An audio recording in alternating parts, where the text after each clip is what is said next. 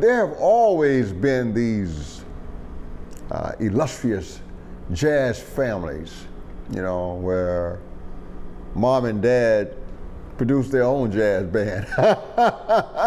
And 3 or 4 jazz musicians in the same family, you know. Sometimes they're all about even, and sometimes one rises above the other, and sometimes they all are flops. But one of the most celebrated jazz families that we have from the pivotal age of swing and bebop will be the Jones family from Detroit. And I say Detroit by way of Vicksburg, Mississippi.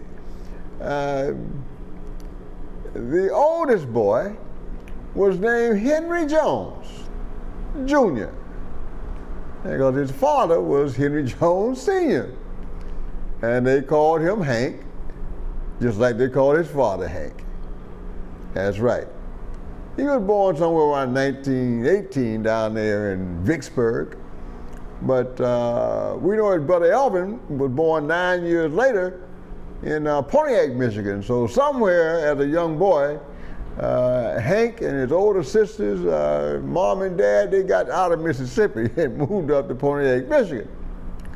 And piano lessons were given to the sisters, of course.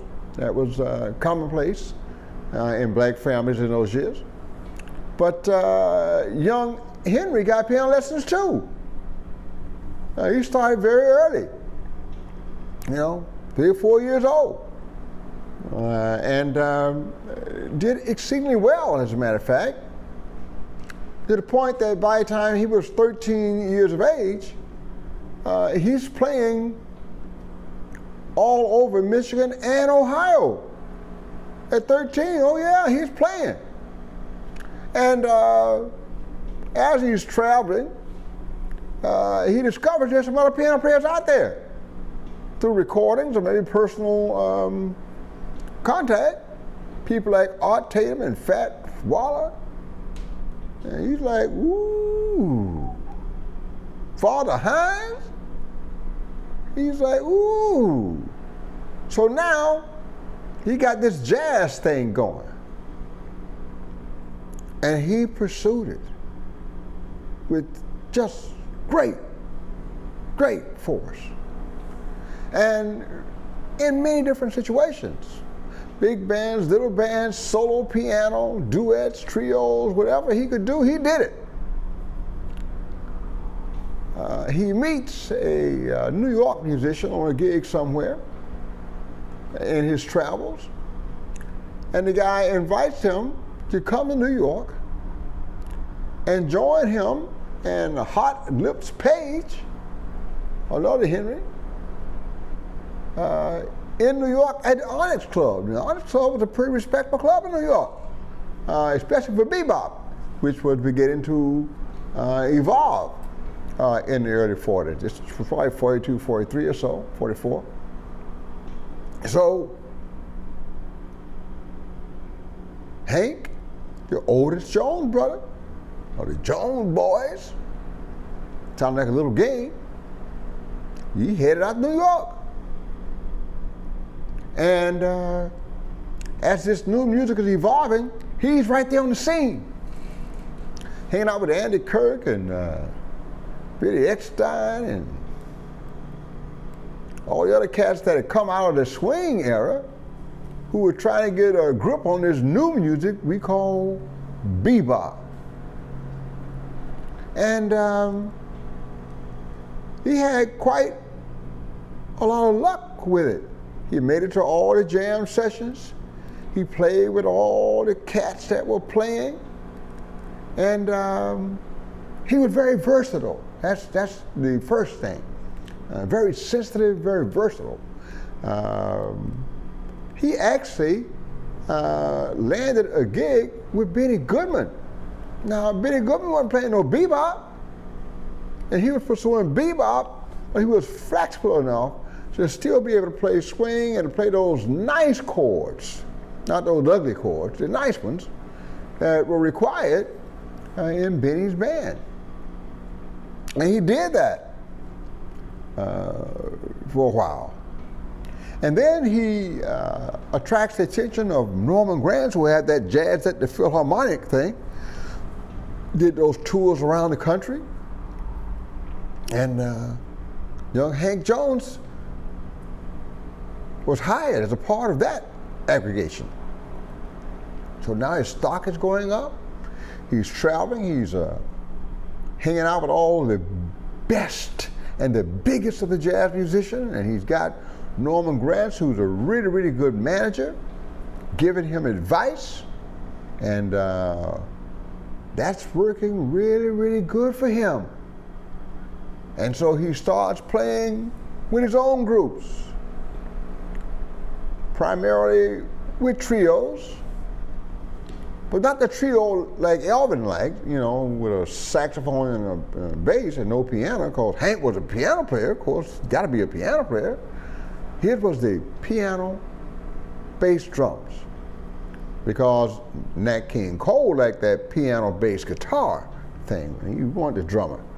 And maybe that's because he always had this thing in his heart for his brother. At any rate,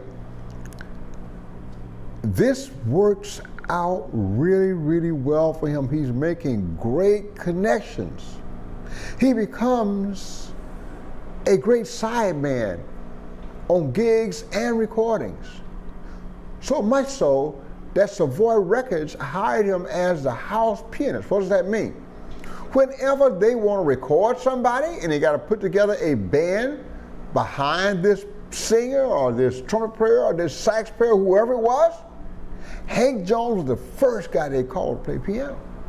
So now he's on everybody's recording that is coming out of Savoy Records. Boy, his name is getting out there. His fame is growing. And his pockets are getting fatter, because he's definitely making some money with all these recordings and royalties and all that, because everything leads me to think he's a pretty good businessman as well. Excuse me. So this developed into an association with CBS, a gig where he was an arranger and conductor and musician, producer for 16 years. Even when Frank Sinatra did the Ed Sullivan Show, you had a little black man on piano, Hank Jones. So although we don't talk about this a lot, he's also breaking that color line with Benny Goodman's band and many others, Artie Shaw. At the same time, he was playing with all the bebop cats. So he could do it all. And this worked to his advantage. So when the gig with CBS came to an end, it was because Hank had a chance to go work on Broadway with a new musical about one of his favorite pianists. It was called Ain't Misbehaving. It was about the life of Fats Waller. Perfect fit for him. And he would arranger, composer, performer. So now he is in all of the Broadway audience. His stock is going up again. He's getting wider acceptance.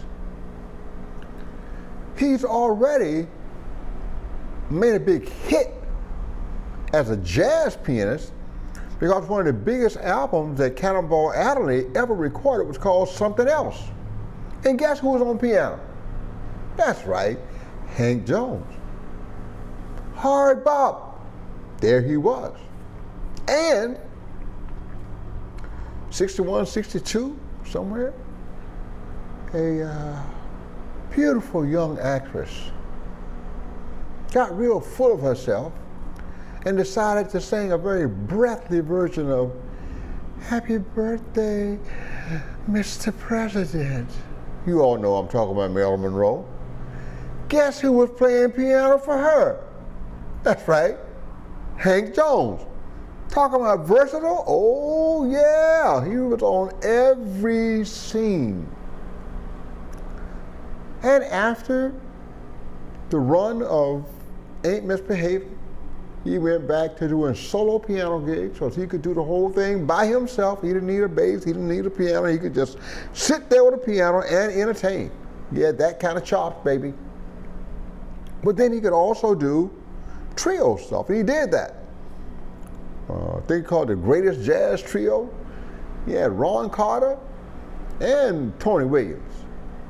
And Ron Carter and Tony Williams would later be the rhythm section, with Herbie Hancock, of course, for Miles Davis's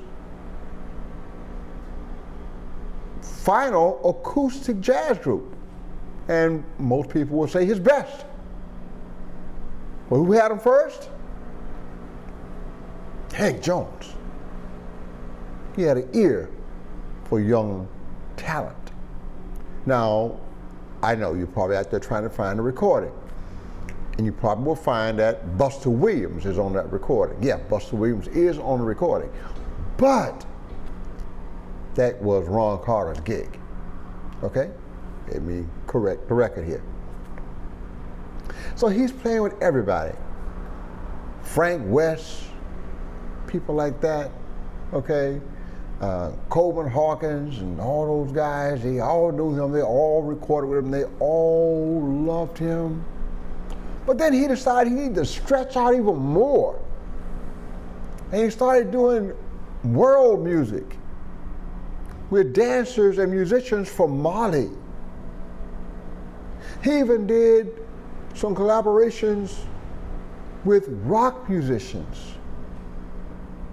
And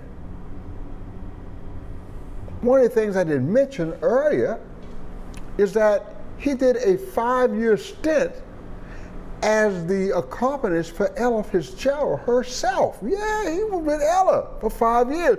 When Ella went to Europe in 1949, Hank was the one tickling that ivory, giving her all those little wonderful textures and colors for her to do her thing with.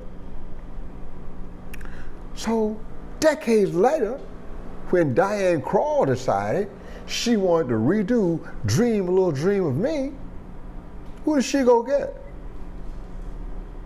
Hank.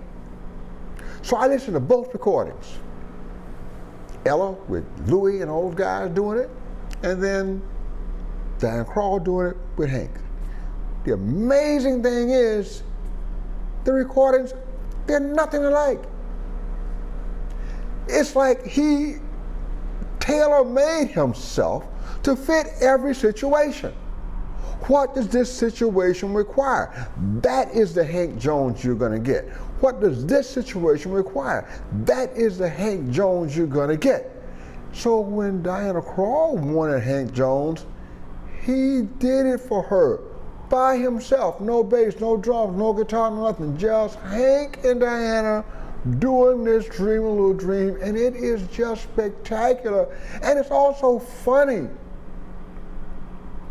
because he got such chops, he can do so many things at the same time. Every now and then, you hear a little stride piano. James P. Johnston, Fats Waller, Earl Hines, you hear that in there as he played this very modern accompaniment for Diana Krall. And the amazing thing is, Diana Krall didn't really need him, because if you remember her career, she started out as a jazz pianist long before she was singing. She could have just sat down at the piano and sang and did it herself. But she knew that if she brought Hank there, he was going to set it off, baby. And that is what he did. Now, he was honored 2 honorary doctorates, one from Berkeley and one from the University of Harvard. Every major music organization in this country honored him, including ASCAP. Grammys, nominated 5 times, and received a Lifetime Achievement Award. He lived well. He lived to the ripe age of 92. He had a home in upstate New York near the Catskills, and he also had a place in Manhattan. And when he wasn't working, he was in the Catskills. When he did work, he had his own place in his city. No hotel for him. I got my own deal that I'm going to, that I own. Yeah. He continued to record and tour right to the very end of his life with all sorts of groups, with trios featuring young, hot stars. He always stayed vibrant. He always did a variety of things, and always had that Hank Jones signature of absolute excellence. Whatever the situation was, he fit like a glove. He had that kind of flexibility in his art. And he was the oldest of the Pontiac, Michigan James gang. Henry Jones Jr., better known as Hank Jones, one of the most honored jazz musicians from one of the most honored jazz families this country has ever produced. Thank you very much.